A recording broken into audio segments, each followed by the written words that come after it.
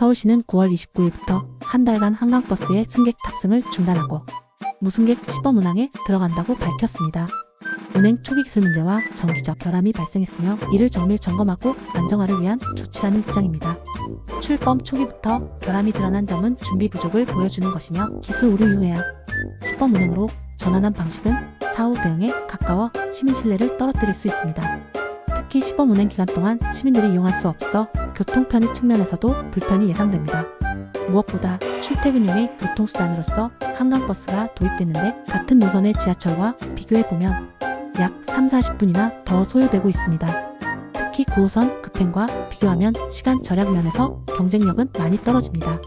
새로운 교통수단을 도입하는 것은 좋지만 지금처럼 결함도 있고 출근 시간도 많이 걸린다면 시민의 신뢰를 얻기 힘들 것으로 보입니다. 서울시는 향후 보다 철저한 준비와 투명한 소통을 통해 시민 만족으로 이어지도록 해야 할 것입니다. 정부는 대전, 광주, 대구의 국정자원센터 간 DR 시스템이 구축돼 있다고 밝혔지만 실제로는 규모가 작고 일부만 재난복구 체계를 갖춰 빠른 복구는 어려운 상황임을 인정하였습니다. 3시간 이내 복구라는 목표는 애초에 현실성이 없었다는 비판이 제기됩니다. 특히 정부는 민간 기업에는 이중화 조치와 재난복구 의무를 강하게 요구하면서도 정작 공공기관의 시스템은 예산 부족과 부처 간 이해관계 등을 이유로 관리가 미흡했던 것으로 드러났습니다. 2022년 카카오 먹통 사태 이후 민간 재난대응 의무는 대폭 강화되어 국민 안전과 직접 관련이 낮은 기업까지 포함시켜 과도한 부담을 준다는 지적도 나옵니다.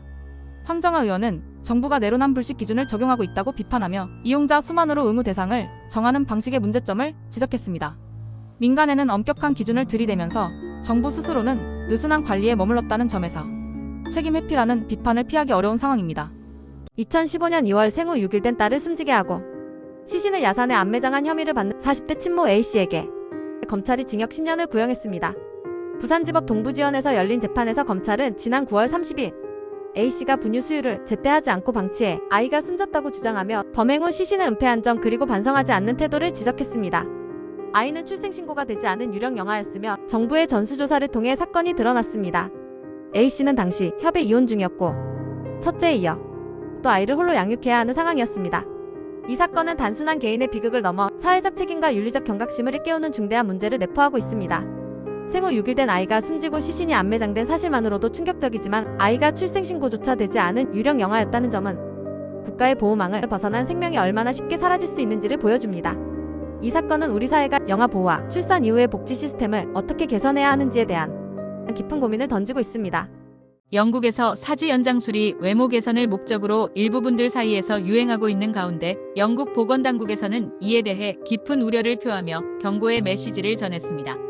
이 수술은 다리뼈를 절단한 뒤 금속 장치를 삽입해 점차적으로 뼈를 늘리는 방식으로 진행되며 극심한 통증과 감염, 신경 손상, 심지어 영구적인 장애까지 초래할 수 있는 매우 고위험 수술입니다.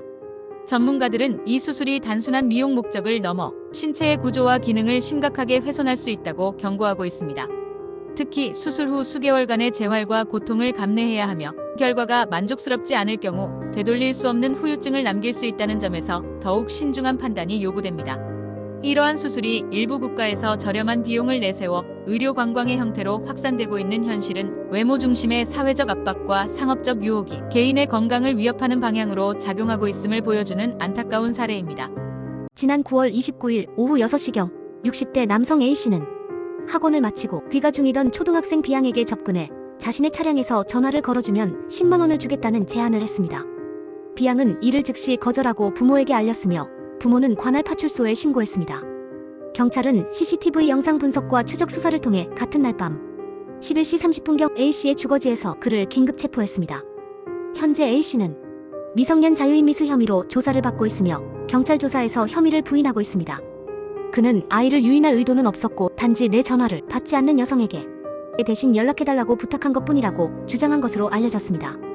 60대 남성 A씨가 학원에서 귀가 중이던 초등학생에게 제안한 행위는 그 의도가 어떠했든 간에 미성년자를 대상으로 한 부적절한 접근으로 간주될 수밖에 없습니다.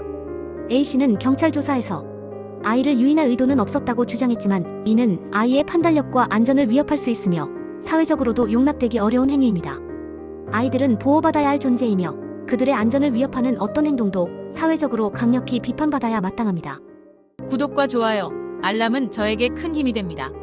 감사합니다.